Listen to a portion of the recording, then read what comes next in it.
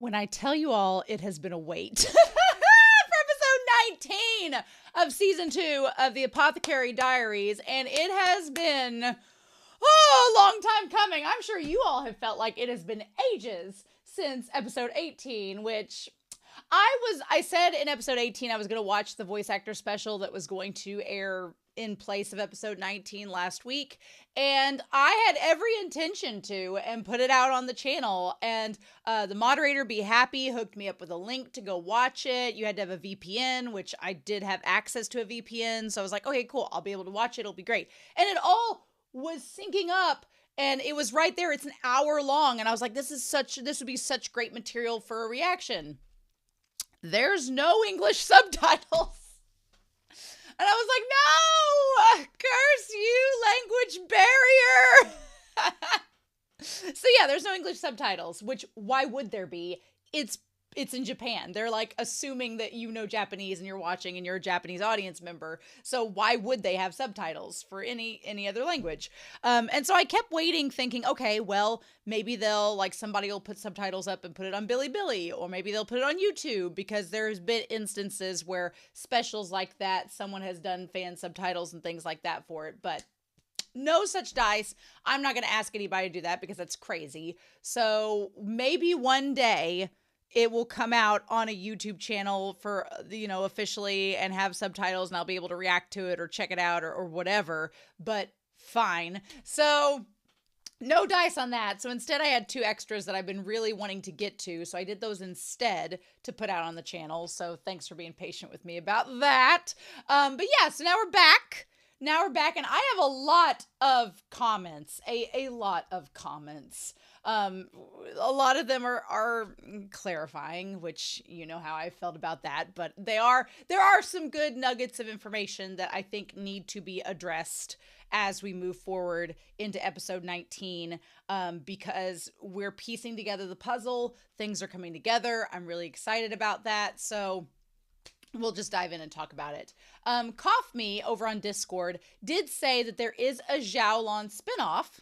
It's written by Natsu Hyuga, who is the author of the light novels. So as far as spinoffs go, it's the closest that we have to canon without outright announcing it. So yeah, I know in the past with other series that have had spinoffs, they've been done by other authors with influence by the mangaka or the creators. So it's like whether they're canon or not is up for debate. But the fact that this is written by the actual author of the light novels, then yeah, I would consider that canon. So that's exciting. So I love that we get like another perspective. It's Xiaolon's perspective, and it's written by the author of the light novel. That's really cool. So cool. I'm all for that. So thank you, Cough Me, for clarifying. Ashley Penn, I've got a couple of comments from them.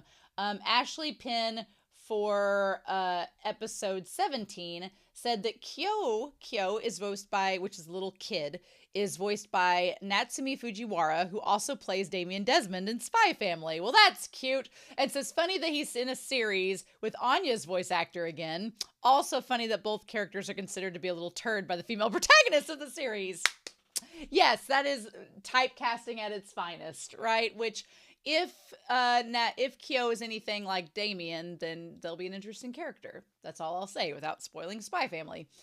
They also said the fact that MaoMao, the cat, seemed to be like such a throwaway thing when the season started and ended up being a big piece of the puzzle shows the foresight the author has put into this. That's one of the reasons I really love this series. It's also one of the reasons why I'm so critical about spoilers, because I know the author has taken time to craft the puzzle being put together. And so when people try to give me pieces of the puzzle before the author does, I'm like, no, let me cook. Let me figure out with the author as we go step by step in this, because that's one of the reasons I really love this series.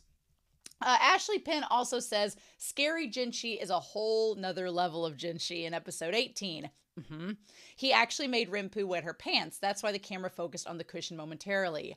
Oh, I questioned in the discussion. Now, if I ask in the discussion, be like, please tell me what this means, then by all means, I'm literally asking. So that was one of the things I did ask in episode 18. I was like, why did they focus on that for that one moment? That all makes sense now. So cool. Amy Powell for episode 17 says, it's interesting how geography helps us to understand the story. For example, the rear palace and the outer palace. Jinshi can go to the rear palace, where the emperor's flowers are, and the outer palace, where the military and the court ladies are, because he is an official in both. However, the military and the bureaucrat officers like Lakan and Basen and Shisho, they cannot go into the rear palace. Only family of the emperor and eunuchs can go into the rear palace. So when you see Lakan and Shisho and Lady Aduo in disguise as the prince, this can only happen in the outer palace. Lady Aduo cannot enter the rear palace any more than Lady Lishu can go out of it. Suirei in the first season was a court lady. She couldn't enter the rear palace to see Lady Lolan, but as a eunuch in the second season, Suirei could enter the palace. So knowing who can go where can help me theorize and can keep my theorizing from going too far astray. My thing is, I do agree with that, and I like that there are boundaries set up by the story to help you keep things in check. The thing is, Suirei kind of changes the game a little bit, because Suirei manipulated the system and was able to go both places by pretending to be a eunuch. So to me, that goes to show that it puts a crack in that barrier a little bit, because I'm like, if people are desperate enough, they'll find a way to make it work. So to me, that puts a little crack in the armor, but we'll see what the series decides to do with that. And Jinshi, toes the line with that as well, because he's not actually a eunuch, but he uses his privilege of being the emperor's brother / son to kind of get away with a lot. So Vero Chan for episode 17. Vero Chan says for episode 17, Suirei isn't menacing as much anymore. Also, their fear of snakes caught me by surprise. And even if we had confirmation that Shisui knows them, she isn't behaving any differently around MaoMao. The scene when she took her hand and they fell asleep together was adorable. So I wonder. Yeah, I don't want any spoilers about what their motivations are, about what their stuff is. We're going to find out through the show. But all I can say is I am intrigued, as you all know, as I talk week to week about the series. I'm very intrigued to see where it's going to go to, right? And I kind of almost hesitate to say too much, because I'm afraid people are going to correct me in the comments if I say something and it's not correct, even if it's rhetorical. So I am intrigued. I want to know more, but I'll probably talk about my theories in the discussion and hope that people get it. So, how it goes. Naj for episode 18. Okay, a lot of people have said this, and I'm like, oh my God. I was like, again, so many people have corrected me or clarified on this, and I'm like, So, Naj said for episode 18, it was established in the first season that Lahan is Lakan's nephew, and then he adopted them, which I think in the discussion I talked about. So, again, I don't know if people watch the discussions, if they listen, who knows. If they listen all the way through, if they hear one thing and then just stop listening and comment and walk away, who knows. Khan is the family name, so Khan Lakan and Khan Lahan, and technically Khan Loman, I assume, and the law is a clan name. Now here's the thing, when you say I assume, it means you don't know everything about what's going on, which is going to get clarified in this next comment by Beatriz Olivier 9344. Y'all, going through all these comments, I don't know if you all go through all the comments and look at what everybody else has said before you comment yourself, but the mods and I have to go through all of these. It can be a trial. So Beatriz says about the name, Khan is actually their family name. In episode 214, Jinshi refers to Lakan as Grand Commander Khan Lakan. But, much like in real ancient China, this country has only like 20 family names for the entire population. That is what throws me off so much, because just having like 24 family names for 1 billion people, nope. I'm like, no!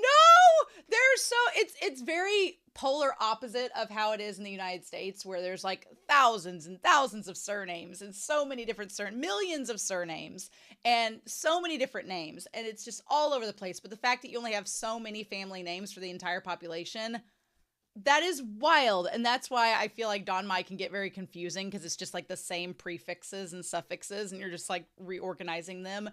It's a lot. But, which is why the emperor would grant courtesy names to important families as a way to distinguish them. So again, like crossing that cultural barrier. So although there are a bunch of Khan families, having the La character immediately identifies Lakan and Lahan as the Khan family as part of their named clan. Also, fun fact, Loman also has their clan's character, but it's read as Lo instead of La. So instead of La Min, it's Loman. I was like, okay, which kind of makes sense too for Loman because he's a eunuch. So there's a little, if you wanted to tie that into the fact that he's been kind of like pieced apart from his clan because of being a eunuch, you could do that as well. But yeah, so that makes a sense.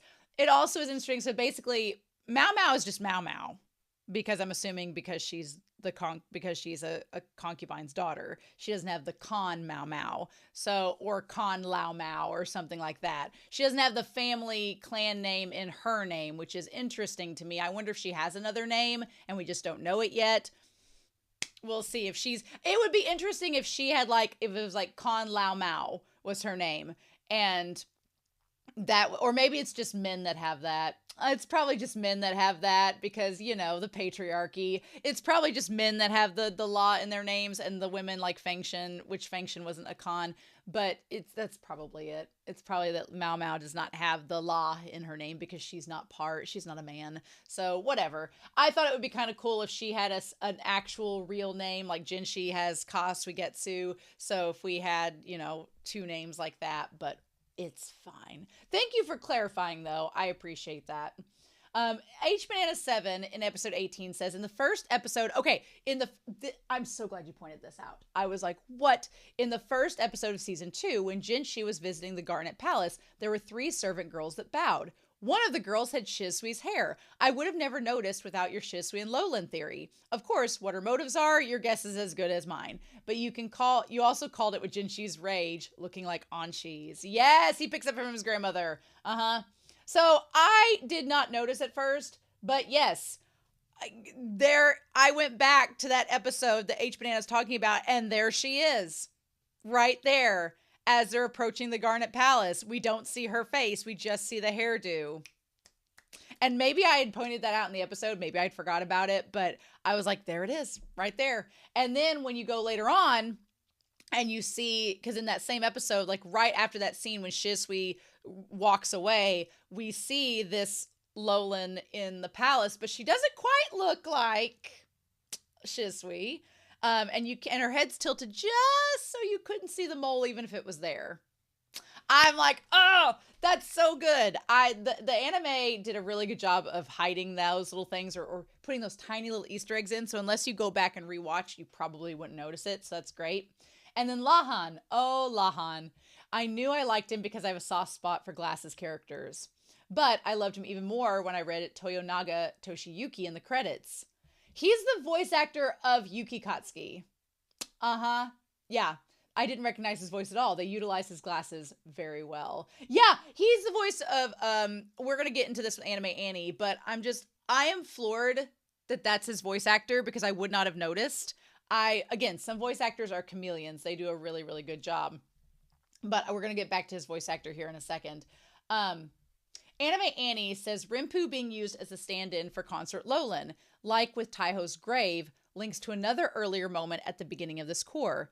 In the case of Rinpo, it links to episode 3, with Court Lady Tao taking the place of concubine Jin. But in that instance, it was because of the death of a concubine. Yeah, again, we've talked about doubles in this season, about mirrors in this season, about people standing in for others. Like, the show has done a really good job of giving you little tiny examples that seem like red herrings, but then they lead to a more concrete example being shown that relates to the plot. So I'm all about it. Anime Annie says that Lahan's voice actor is Toyonaga Toshiyuki. The roles he's voiced for, you might recognize him, are Haiji from Run with the Wind. I love that I would not have noticed that from his character. Kazuki from Buddy Daddies, Asahi from Free, Shirabu from Haikyuu, Tsubasa from Hoshiai no Sora or Stars Align, and Junichiro from Bungo Stray Dogs. He's also Yuri Sensei in the Japanese dub of Yuri on Ice. This voice actor, I didn't immediately recognize his voice, but I love all of those characters. So I'm immediately like, yes, please. Absolutely. El Freya for episode 18 says, in a time where you can have someone killed for looking at you the wrong way, I don't find it too concerning that Jinshi has an outbreak over MaoMao's safety, especially after all she's done, including saving his life. I'm still surprised anytime I think back on that, how he's never thanked her for figuring all that out and saving his life, unless I'm mistaken. No, my thing is, I feel like personally, and I could be wrong, again, we'll find out with the show, I think they're saving that. I think the fact that Jinshi has never fully acknowledged her saving him and all that, I feel like it's going to come up. I feel like when he does reunite with her, it's going to come up. It's going to be a thing, but they're saving it to like all build into this big climactic moment. So we'll see if that happens. But yeah, I like that Jinshi's concerned about her so much. And meanwhile, MaoMao's like getting ready for a festival. Again, the nicest hostages. So Tumbly Tumbler 8211 says, I feel bad. Now this part did get me and I was like, aha. This was a really good point to bring up. I feel bad for Lowland's ladies in waiting. They are not totally blameless because this was clearly pre-planned, but they were essentially abandoned to die. Regardless how long they were able to keep up the deception, it would inevitably come out. And I can imagine being a big part of a big conspiracy against the emperor is going to have serious consequences. Also, it definitely reflects on Lowland and contrasts her with the outer high-rank concubines. Yeah, this series also does a really good job of masking very dark, very severe elements with just like a little gloss, and you're just like, oh, don't worry about that. Throughout this series, whenever there's been serious punishments, a lot of times they've been done off screen to spare us the gore, but the dark implication is still there. So that part is very intriguing to me because it's like, yeah, Lowland had no intent to go back. Shisui had no intent to go back and be in that role anymore now that they have MaoMao and they've left. So she essentially was just leaving those ladies in waitings to suffer the consequences. And we've seen how eunuchs and ladies in waiting have been punished prior. So it does kind of paint Shisui in a little bit of a darker light for me. I know she's all sunshine and rainbows and MaoMao and like cutesy and everything, but there is a little bit aspect of her that's kind of like that praying mantis snapping off the head being like, So, because I'm like, ooh, you didn't have a problem with leaving all those ladies to their fates, did you? Which is a little interesting if she's going to be, I don't know if her and Suirei are going to be part of this anti-OG Emperor agenda, but I'm kind of like, well, you left your ladies in waiting to suffer some pretty terrible fates. So what does that say about you? I don't know. I don't know how the series is going to approach that with her character. So I'm very curious to see what we get. But yeah, so sorry for taking so much time with those comments, but there were a lot of them and I wanted to address them. And now I'm glad that we get to dive into this episode. Anyway, so obviously we're still skipping the introduction. We're still skipping the OP. I have not heard otherwise, so we're at least going to skip it for this episode and see what we get. But thank you all for being so patient. I've waited a long time for this episode, so I'm really excited. We're going to dive into episode 19 of season 2, episode 43 overall of Apothecary Diaries, and we're going to do that here in 3, 2, 1, and I'll see you all on the other side.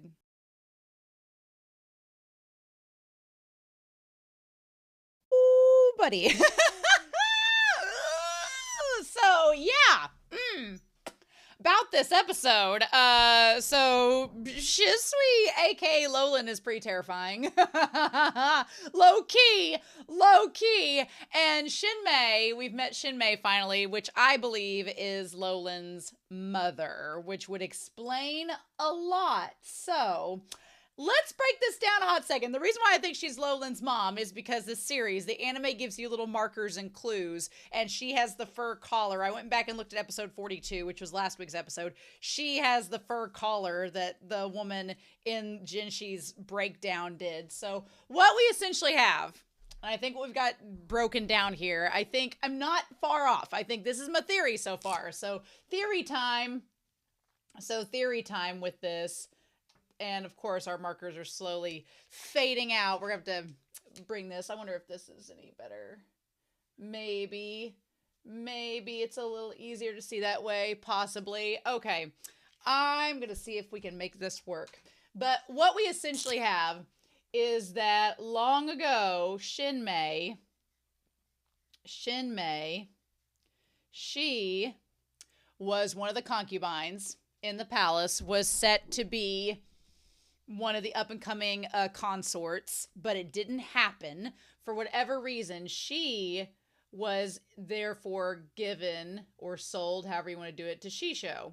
Now, Shisho, I think it is important to know, is from this fox village, even though, or is connected to the fox village.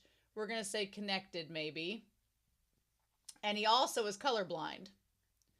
And connected to the fox village, possibly, or she is, whatever. Somebody's connected to the fox village. I think it's tied through Shisho, but connected to the fox village. He is colorblind, and so they have Lolan, aka Shisui, which would make sense. Shisui, Shisho, family name, like that all makes sense. So we have those connected there. Now, meanwhile, over here, her concubine, or her, not her concubine, but her lady in waiting,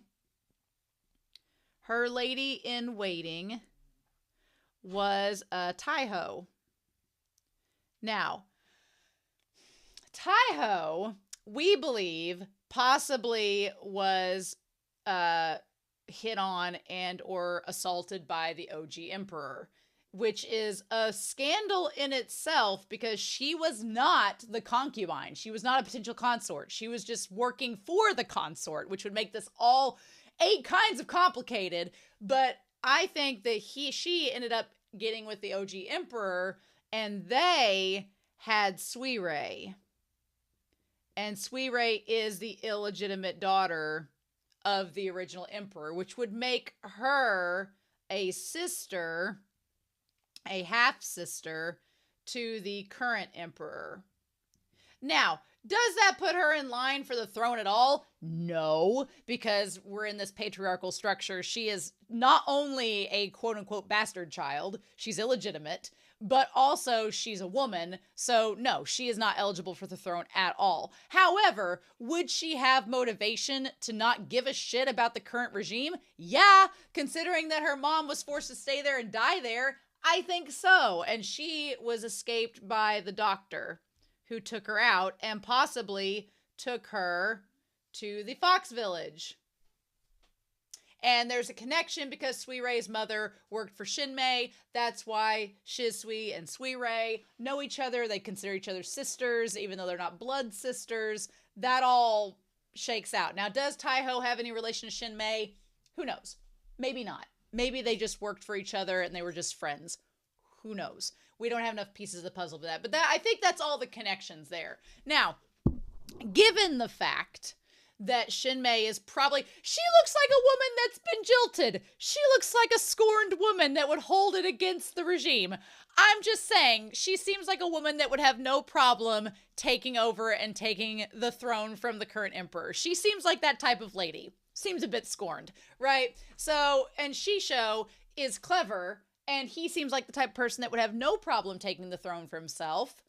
Seems like it would be a lucrative thing. They both have ties with the envoys, who seemingly are helping them with the guns, with gun manufacturing. And that in itself is, in my mind, leading them to consider a war against the palace and the current emperor and Jinshi and them.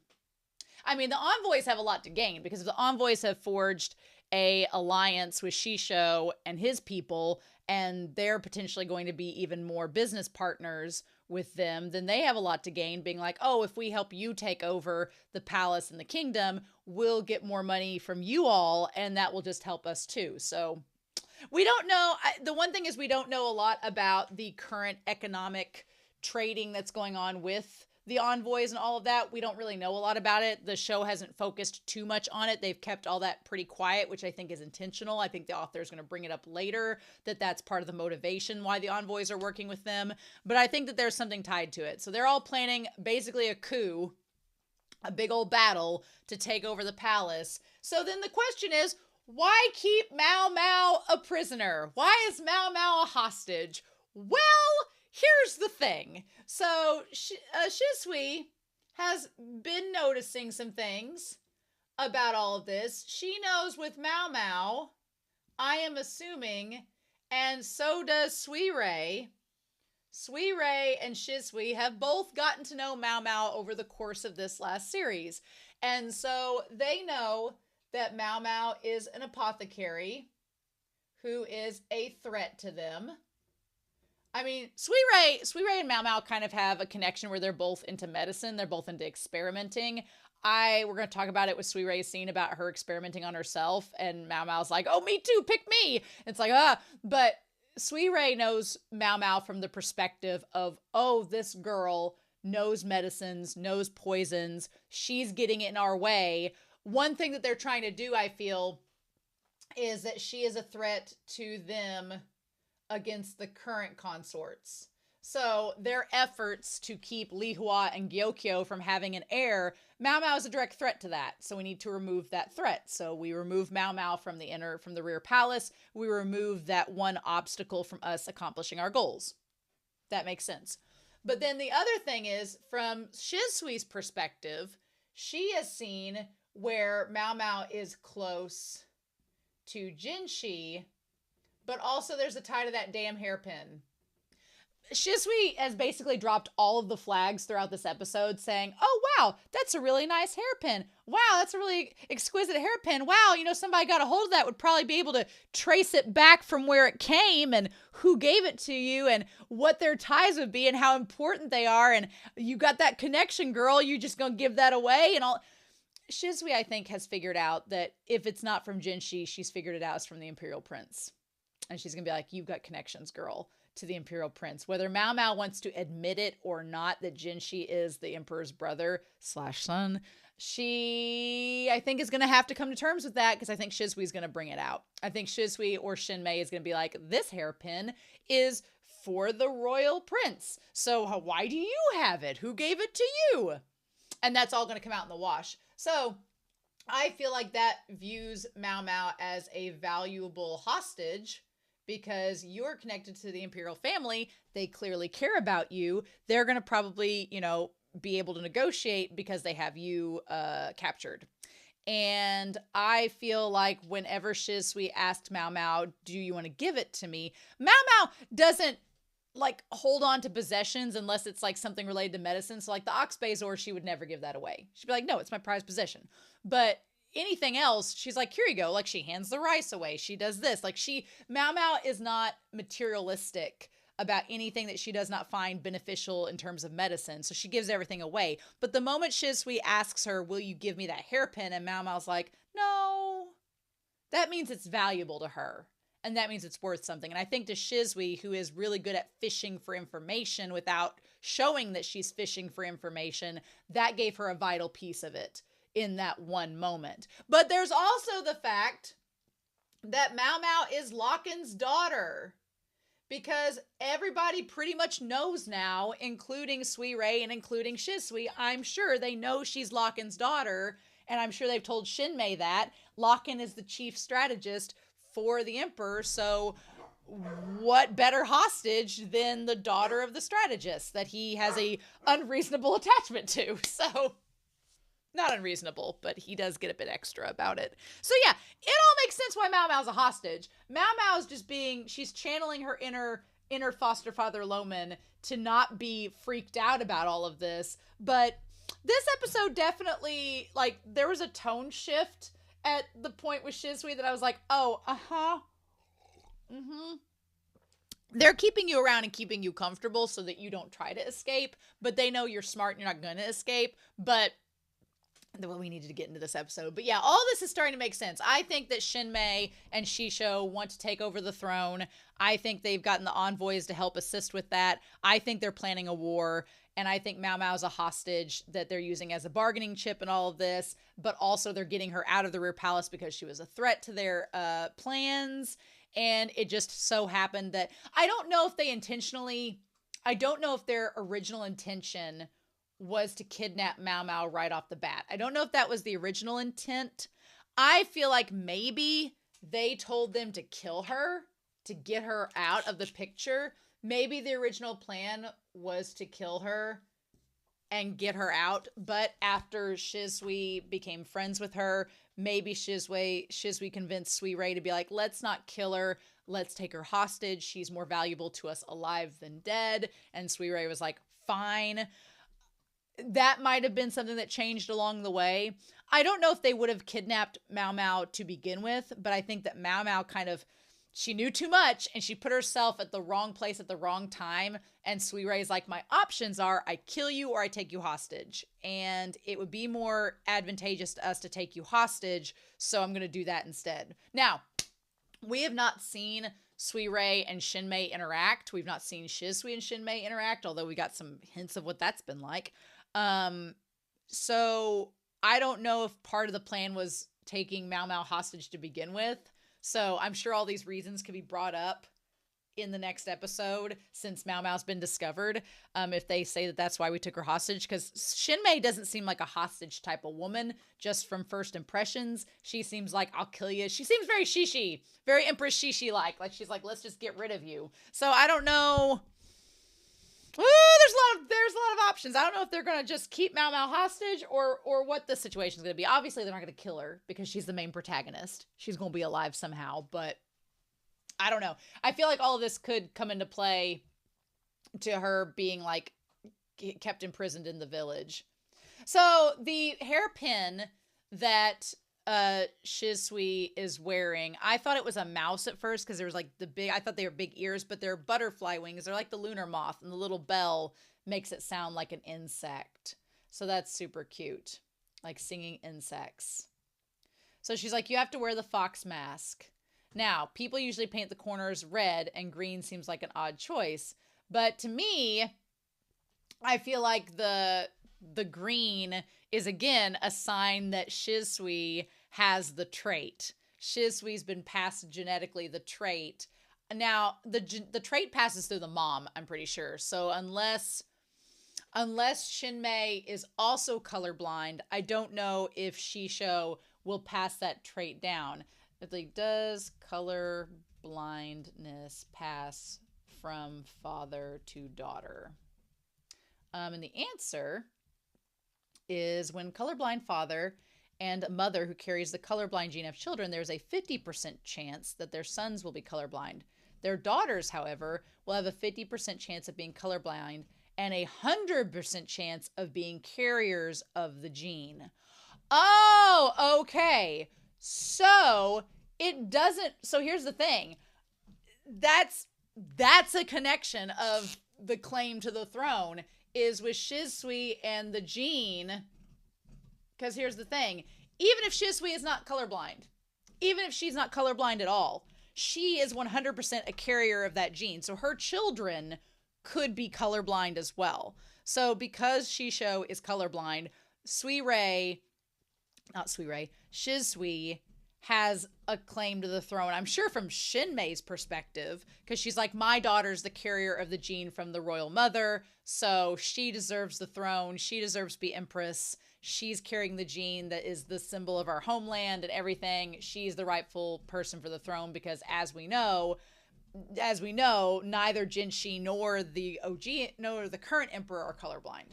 So I could see that being like a blood tie of like, well, Shisui deserves to be empress. She carries the gene that the royal mother carried. Okay.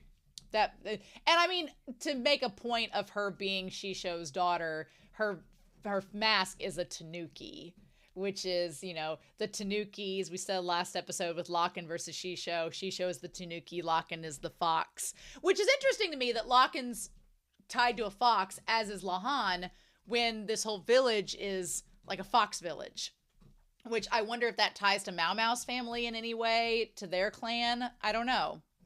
But I like that you have the parallel of you have Locken and Shisho who are rivals, and then you have Lolan, aka Shisui, and MaoMao who are friends. And it's kind of like that dynamic, and the comparisons it's juicy. I like it. She's like, oh, you look like a tanuki. And she's like, well, you look like a cat, MaoMao. Which is interesting because, again, Locken and Lahan kind of have the fox motif, whereas MaoMao has a cat motif, which is probably from Fengshen. So I think it's good that Mao Mao has a little bit of separation from her biological dad a little bit. I think that helps her in a way.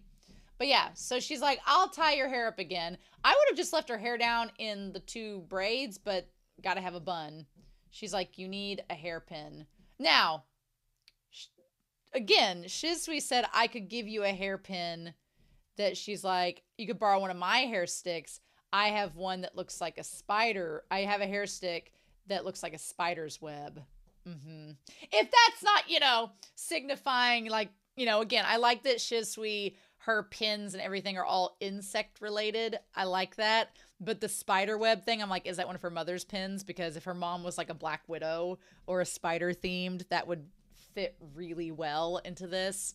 I like Shisui with the praying mantis theme personally, and again, going back to the ghost story that she told the story about the priest going into the house and the woman like being a monster that like ate someone like a monster insect.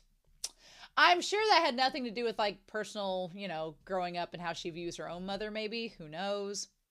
But yeah, she's like, it was a gift. And so Shisui's like, wow, a gift. This really, really nice pin was given to you by someone of clear importance. If I asked, would you give it to me? And I like Mao. It's so funny in contrast. Mao's version of Jinshi is him just being like him just being pouting and being just like, which is so funny that that's how she views him. She's like, no, he'd be pissed if I gave this away. I don't want to do that. Meanwhile, last episode, Jinshi's imagining Mao in like shoujo poses and like sparkles and everything. God, it's great. I love it. Now, to be fair, Mao did imagine Jinshi later on when she was viewing the plants and he had the roses and it did have little sparkle filters. So, it's not all doom and gloom for Jinshi. But yeah, she's like, I could just not mention it, but Jinshi could be eerily good at reading facial expressions. She knows. I like that she knows how observant Jinshi is, and we saw that in action last episode. So it's great to know that Mao, she would be proud of Jinshi for catching on, but she probably wouldn't be surprised. She'd be like, oh, I knew you'd figure it out, I'm like, girl, I don't even know if I can make it back to the capital at all. There were a lot of little moments in this episode that were kind of scary, especially in terms of Mao being like, I don't know if I'm ever leaving this place. So even though it's like la la la, a festival and everything, she's still a hostage. And they're treating her well, but probably because they don't want her making a scene, because that could cause a ruckus. But yeah, at the end of the day, she's like, I don't even know if I'm leaving here alive. So might as well party it up while we can. But yeah, she gets a little bun and has the hairpin stuck in. So the festival takes place at a shrine outside the village. I love we have the lantern plant. I love we have the rice. And I love that it's like a group of foxes going to give the masks back to the fox god for the harvest and everything. I like that. I like how ceremonial it is. It's great. She's like, there are some others like Shisui who are using green around their eyes. I wonder if that just means that they're colorblind as well, and that's kind of like the sign if they are. So we don't know if Shisui is colorblind either. She made the Tanuki mask, but we don't know if she herself is colorblind or what the case is. Not sure yet. But yeah, I did think that this was interesting where she's like, there's a lot of grasshoppers this year. That's why we have to go big with this year's festival to try, because grasshoppers will eat plants and they can cause locusts do as well, but grasshoppers can eat the plants. And so you want a good harvest. Then she takes the lantern plant and she crushes it and there's a seed inside. And she's like, lantern plant berries don't taste good. And she says, I know. And then she's like, they're poisonous in the pleasure district, courtesans. And she put it in her mouth and she says, I know. And then she spits it out and says, it's gross. And then she says, sorry. There were that moment and the moment with the talk about her mom were moments of Shisui like doing something that Mao's like, that's poisonous. You shouldn't do that. But she does it anyway. And it's like, I don't know if Shisui was testing Mao in that moment to be like, do you know the lantern plants are poisonous? Do you know that? I don't know if she was testing her. I don't know if Shisui and Suirei, they both sound like they've almost been trained like assassins to kind of, like MaoMao, her training herself to be resistant to poisons is because she's seen what those poisons have done to the courtesans in the pleasure district. And she's also seen what it's done to her mom. And she doesn't want, well, her mom had syphilis, but you get what I'm saying. She's seen the results of sickness. And so it's kind of like her being obsessed with the resurrection medicine.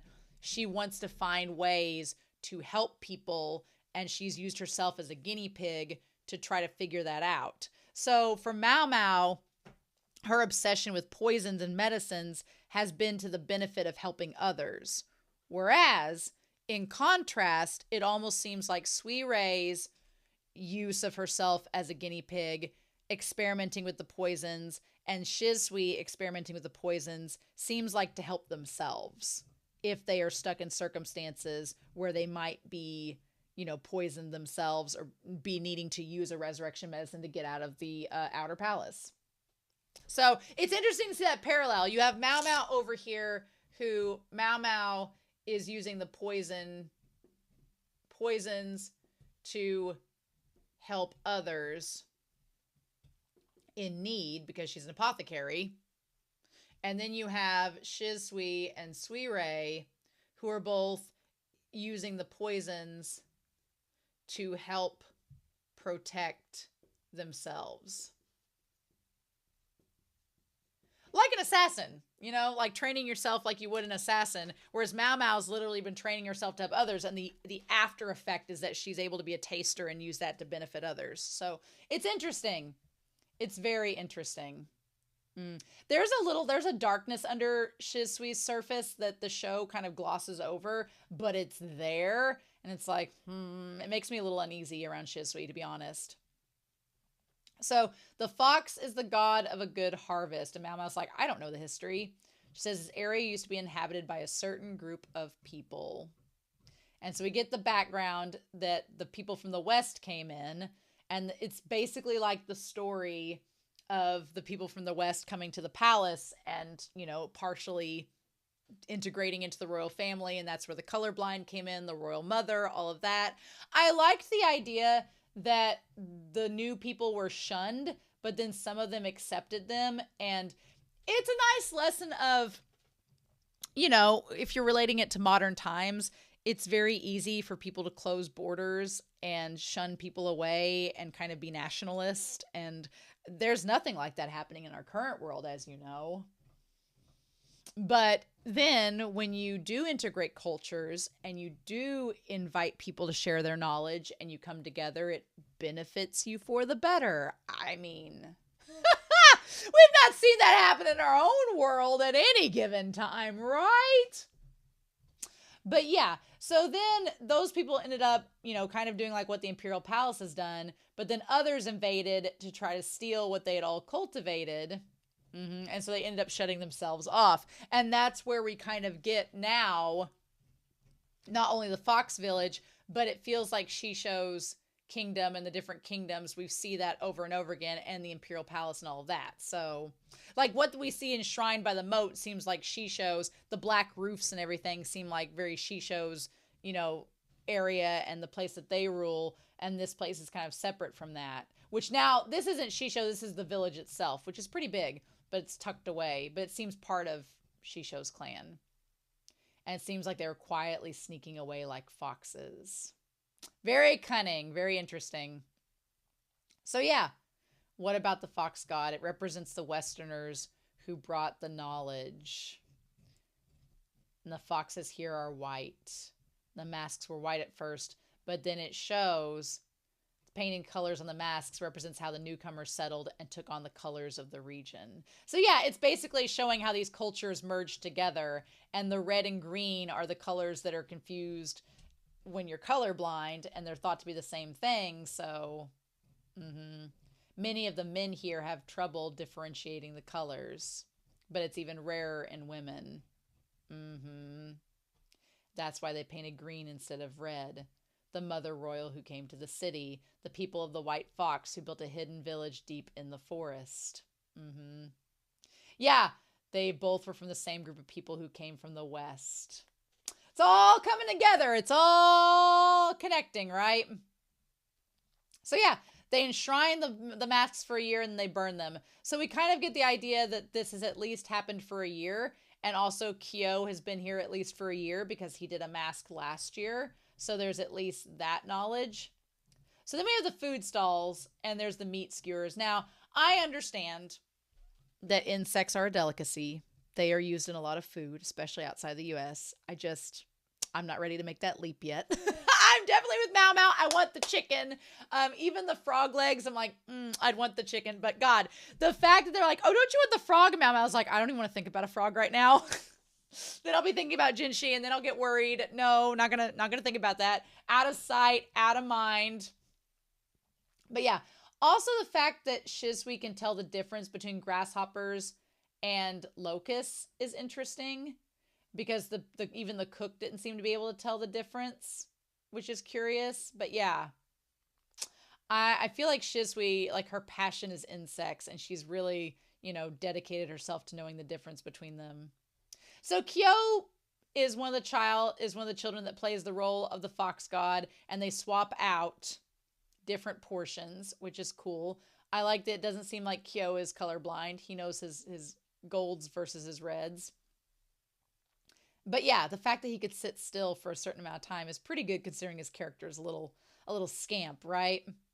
So yeah, so then MaoMao, I think Shisui was noticing when MaoMao exchanges the rice for the one rice that was bad, because I think Shisui noticed, like, you give things away so casually and so easily, but not this hairpin. You don't give it away so easily. Curious about that. And of course they have the rice section here because it leads to MaoMao getting to the warehouse later on to investigate, because MaoMao can't resist a good mystery. So yeah, so the masks themselves supposedly have wishes on them. I thought the ceremony where they burnt them were really neat. But yeah, of course, you're not supposed to tell your wish because then it won't happen. But they make a point of saying that Kyo does not have a mother anymore. So I'm curious if Kyo's mom just died in battle or if he was just an orphan. Not in battle, but like during a battle. Like if their village was sieged or something and she died from that. I don't imagine that she's connected to the OG emperor or anything like that. I don't think that's the case. But he's been adopted into the village and everything, so curious. The ungranted wishes sink to the bottom to feed the next harvest. Insects never survive the winter. They only leave behind their children. So yeah, that's an interesting thing, because I wondered for a moment if Shinmei had died, given that, right? I wondered if that was the case, but I don't know. The question is, we assume based on what Jinshi told us, that Shisui is Shisho and Shinmei's daughter. We assume that. We don't know for sure. But the question is, is Shisui Shinmei's daughter? I guess we'll find out next episode, maybe. But that line about they never survive the winter, they only leave behind their children, I'm curious what her connection with that is. Or if she's connecting that to Suirei's story about Suirei getting left behind by her mother. We don't know. She has a big connection to insects and their kind of symbolism, so I guess we'll find out. We're kind of MaoMao in this episode. We don't know. We're just like MaoMao going, I guess we'll find out. But yeah. So then we see Suirei. Suirei did not participate in the festival, which again points to me the fact that Suirei would not participate in the festival because she's not from the Fox Village. She's from Taiho and the OG Emperor. So she doesn't have as much of a claim onto the culture. So why would she participate in the festival, right? Or there's the fact that maybe she just doesn't care and she'd rather read books, which kind of MaoMao would probably be the same way, right? So then as she goes back, she's like, how was the festival? And she's like, well, we got there and Kyo was inside. And then MaoMao is like, oh, hey, about that resurrection medicine. And the fact of the matter is, I don't think MaoMao cares at this point. MaoMao's like, I'm technically a hostage, but they've not restricted me. And y'all brought me here under pretenses. So she's like, I'm going to ask, what have I got to lose at this point? Tell me about do they think there's no point in me trying to escape, or is there another reason? I'm glad MaoMao asks all of these questions that we, the audience, have that haven't been answered yet, because I'm like, good. I'm glad the show knows we're all thinking the same thing as MaoMao. We're trying to figure it out. We're in the same boat. But yeah, why are they the way they're behaving raises so many questions. But she's like, I want to know about this medicine. She's like, is it thornapple or blowfish? What's the ratio? She's like, what's the correct amount? I like Suirei is just getting more and more frustrated when she's like, how was your body after coming back to life? I love it. How long did it take to regain consciousness? Could you move right away? I love how sweaty he is. And MaoMao is so intense. She's right up in her face. She's like when Jinshi was talking about the ox Bezor and she like climbed on the desk and was like, look, tell me. Suirei girl, you in danger, girl. If MaoMao's just hitting on all the Emperor's family. Everybody except the OG Emperor. You know. Oh my God. Because technically that would make, if Suirei is the OG Emperor's, that would make her Jinshi's aunt, which is so weird if that's true. But she's like, no. She's like, I could have used pufferfish in the foreign recipe, but that's for extending the near-death state. I like this Suirei just talks to MaoMao like she knows MaoMao's going to keep pushing her if she doesn't. They likely added it to render people unconscious so they'd be easier to enslave. That's what it was originally for. So she basically points out that originally the near-death medicine could be to transport people for human trafficking. She's just altered it. But then she says, I was able to get away with just this. But if you fail, you lose your memory. I don't know how the memory loss thing works with the drug. I guess it could addle your brain and that would be it. I don't know. I don't know how good equals scarring of the body, bad equals losing the memory. Those seem like those two things are not connected at all. So I kind of want to know, like, if we're looking up medicine, memory, or scarring body for putting in near death state. I don't think this is going to give me anything that is close to what? Terminal lucidity. No, I don't think that's it. I don't know. I would have to, I don't know. I don't know what to research without spoilers is the problem. But I'm curious to know how the medicine left her with those scars and lacerations on her hands, unless it just affected her body that way. I guess maybe it just caused all the scarring and wounds on her arms, like lesions, from using the medicine, and it just permeated outside instead of affecting her brain. I don't know how that works. I don't know the science. I would need to research that for episode 20, unless somebody's already done that research. There's a lot more room for improvements before trying it on humans. Again, I find it interesting that Suirei has been using this on herself as a guinea pig, which she probably didn't have. Here's the thing. Suirei was probably tasked with coming up with a way to get out and using the medicine, and she used it out of desperation because she needed to get out before she was found out. So she used it before she could properly test it, which is why she's been testing it on the rats, which animal testing, what? So don't let PETA find out. But I feel like she just did it out of desperation and necessity, whereas MaoMao's like, you could use me as a tester. Meanwhile, Jinshi is like throwing up in a corner the moment she suggests that. And she's like, no, I'm not trying it on you. And she's like, well, go right ahead. And she's like, you're a hostage. So she's like, no, we're not testing it on you. You're a hostage. No. Meanwhile, Shisui's like, you guys are sure getting along. The dark humor, I tell you. Neither of you have many friends. And she's like, shut up, silence. So anyway, MaoMao's asking her, like, you know, you're being awfully quiet and you and Shisui seem close. And she's like, does it appear so? She's like, yes. I don't know. I don't know if Suirei, they seem like they call each other sisters, but the question of their closeness is interesting, right? What is the end goal? We all would like to know that. And who are they really? Be great to know. So anyway, Suirei leaves her with a bunch of books that we can only assume are going to be about making the resurrection medicine. Like, here, you figure it out. I had to research. Now you get to do it. Meanwhile, I like that MaoMao basically becomes Belle from Beauty and the Beast, and she's so distracted with reading that Shisui has to practically clothe her while it's going on. Now, Kyo asks the question of why they're watching her. What did she do? The question isn't answered, which is frustrating as fudge, right? And then Shisui's like, just eat your breakfast. Don't answer the question. Don't worry about it. She's like, I'll help you get changed. She's like, how is she? She's like Lady Shinmei. Now, Kyo gets a little bit worried when she says she's like Lady Shinmei. Or Kyo says that she's like Lady Shinmei. She gets a one-track mind, which I'm sure will come up, in later episodes. Now, whenever MaoMao says, Shinmei, who's she? Shisui's attitude notably changes, is notably different, and not in a good way. In fact, Shisui, comes out of frame whenever MaoMao's like, who's Shinmei? We don't even see her. She's like, there, you're all done. She's like, Kyo, you go clean up the dishes. So she's like, isn't he from a rich family or something? She's like, the prosperous inevitably decay. Who knows if he can stay that way?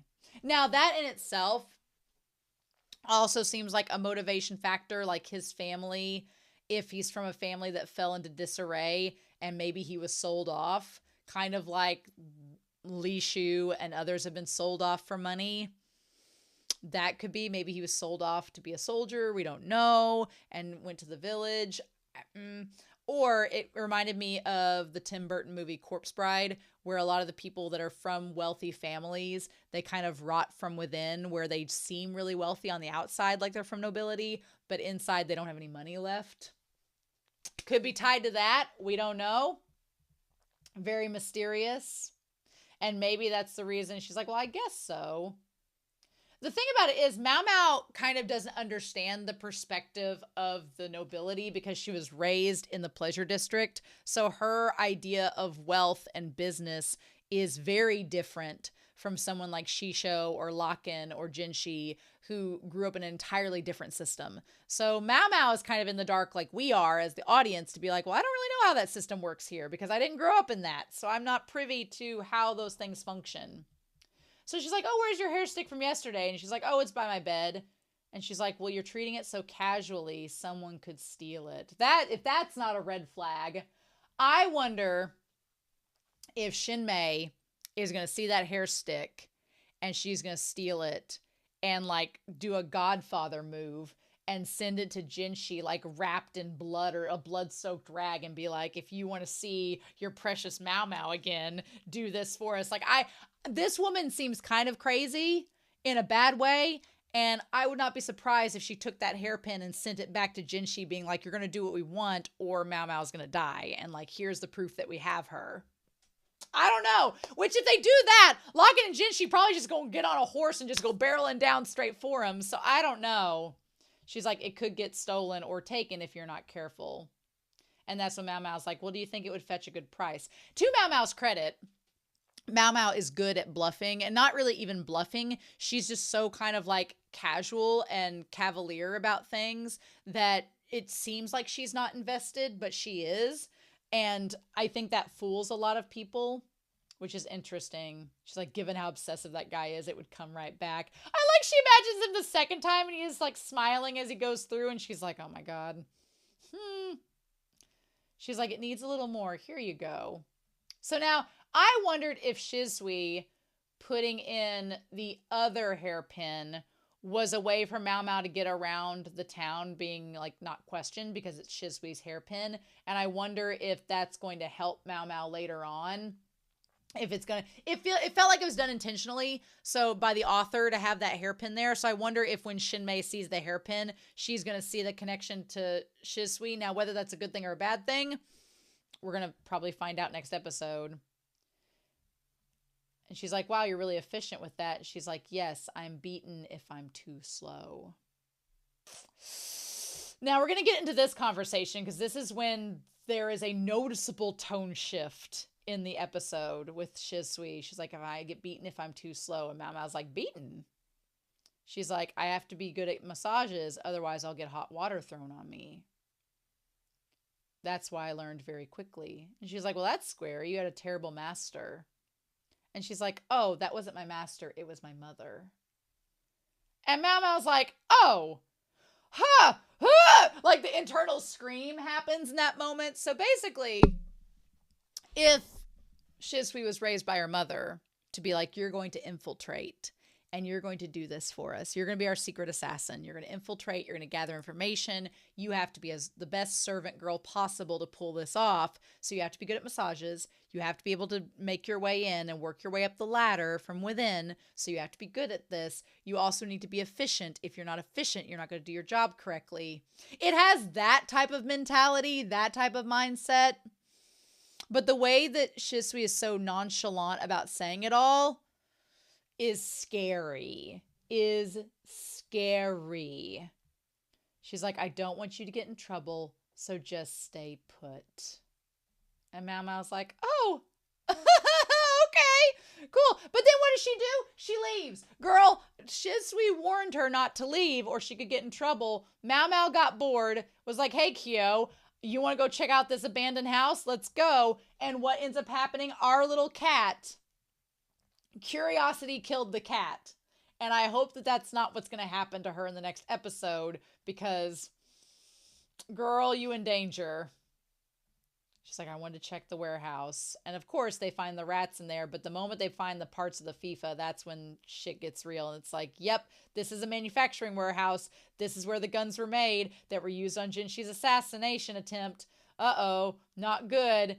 And then we have Shinmei come in, who she is frightful and terrifying. And Kyo has every right to be scared. And the envoy is there as well. Isla, I can't remember which one Isla is. Is Isla the eldest? Isla seems like she's the more go-getter one, if I'm remembering correctly. But also she grabbed that sword and cut that. The moment she heard MaoMao breathing, she cut that cloth. Nope. Not good. Not good, Cotton. She also looks terrifying, has the same robes. Oh, Suirei's there too. Suirei's in the building as well. She's standing right beside her. Oh no, because this is probably where Suirei is conducting her experiments. Well, shit. A pair of filthy rats snuck in. And MaoMao's like, I'm a cat, not a rat. Thank you very much. So Suirei is there as well. And her, okay, yeah, she's definitely Shisui's mom because the ornament she has on her head looks very, very similar to the ornament that Shisui wore when she tossed away Auto-O's and got her own. I definitely think that Shisui takes after her dad because her dad is like a little plump, rounder face and her mom's face is not so much.